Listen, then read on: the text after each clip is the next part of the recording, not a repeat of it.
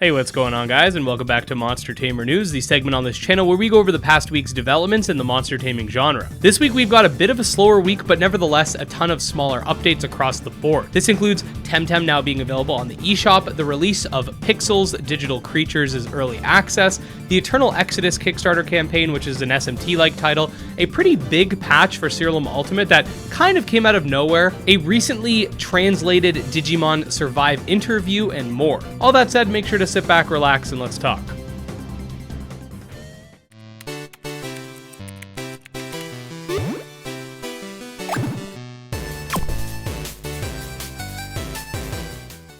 Alright, so first things first, we've got the Eternal Exodus Kickstarter campaign, which so far is actually performing very well for itself, being just out for 1 day as of the time I'm recording this video, and has already gotten $3,600 of its $5,000 goal. This title is a Shin Megami Tensei-like monster taming RPG, where you find yourself trapped in hell as an outcast. Here you can tame and battle the various demons that exist throughout the world, and must uncover its secrets as one of its devil summoners. This is the game's second Kickstarter, as the first was unfortunately unsuccessful in getting funded, but I do think that Josh, the developer, really stepped up the Kickstarter rewards, the presentation, and further built up his community, and as you can clearly see, it's reaping the rewards of that this time around. Definitely go support the game, especially of those for you who want to see more non-Pokemon-like games in the genre, because I do oftentimes hear people saying that they would like other styles of games that aren't like Pokemon to get more attention, so here it is, linked below. A new monster taming roguelike recently just dropped in early access, and honestly, the game far exceeded what I was expecting in terms of both how fun it was and its quality, that being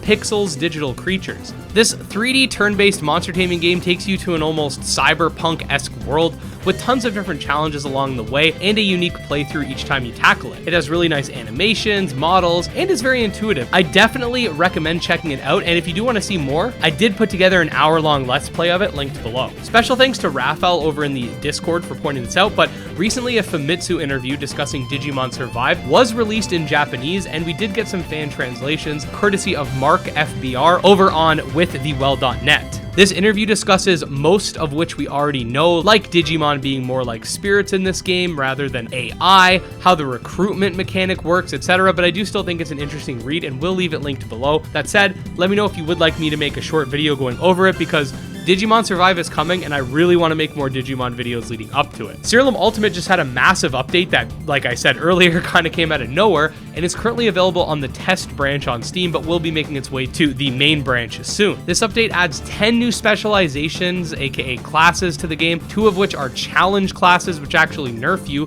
making the game harder. They've added more achievements, costumes, minions, spell, etc., and have been making some changes to other aspects of the game as well. Basically, it's just more of everything with some balancing, and I mean, damn, 10 classes out of nowhere. These guys are out here making my Cyrillium classes video obsolete, but definitely check it out. It's a welcome update nonetheless.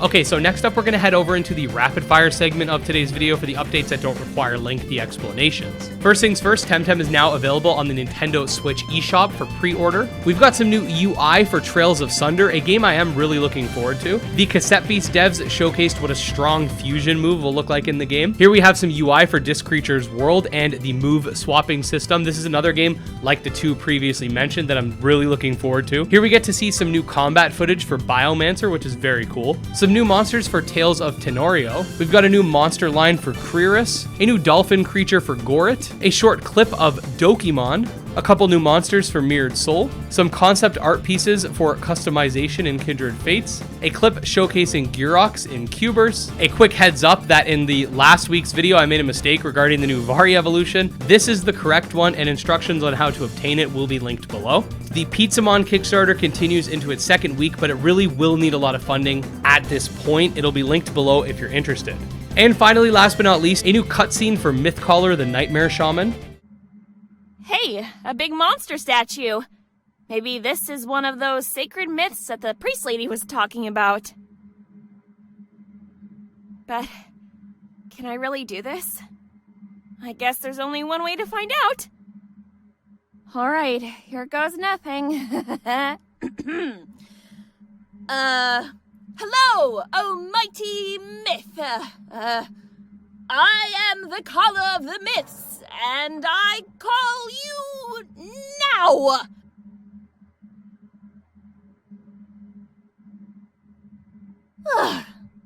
feel like an idiot. But yeah, guys, all in all, not a crazy busy week, but still, nevertheless, we got some pretty interesting updates. Again, let me know what you guys think about that Digimon interview if you want me to go over it. I probably will either way. I have a video coming soon going over the Eternal Exodus Kickstarter in whole. And definitely check out Pixel's Digital Creatures. It's actually a really high-quality game, especially for an early access, in my opinion. All that being said, if you do want to stay up to date on the monster taming genre, definitely make sure to like and subscribe because this is the place to be. I put out new content every single day, usually twice. You can also check out my Twitter, my Discord, or support me on Patreon as well. That'd be much appreciated. Special thanks to my patrons, especially Jim Hamilton, Dark Persona, and Dro Ghost. And with that, we'll see you guys next time. Peace.